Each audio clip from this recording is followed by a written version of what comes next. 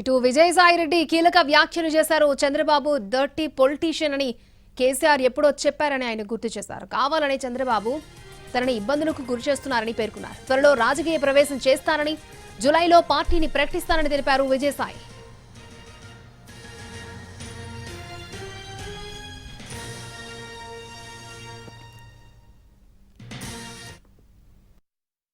కేసీఆర్ గారు గతంలోనే చెప్పారు, most dirtiest politician in the country ఎవరంటే చంద్రబాబు నాయుడు గారు అని.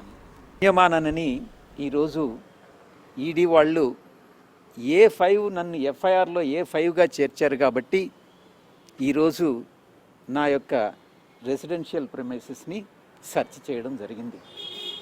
ఈ యొక్క స్కామ్తో నాకు సంబంధం లేదు కాబట్టి ఈ యొక్క డర్టియెస్ట్ పాలిటీషియన్ ఉద్దేశపూర్వకంగా నన్ను ఈ యొక్క కేసులో ఇంప్లికేట్ చేశాడు కాబట్టి వాళ్ళు ఏదో వచ్చారు, సెర్చ్ చేసుకున్నారు.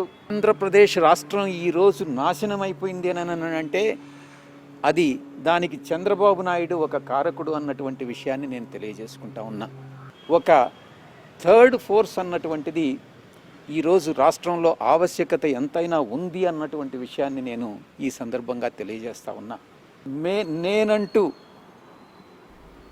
తిరిగి రాజకీయ రంగ ప్రవేశం చేస్తున్నాను, మీడియాలో ఎంటర్ అవుతున్నాను. చంద్రబాబు నాయుడిని డెఫినెట్గా ఎండగట్టి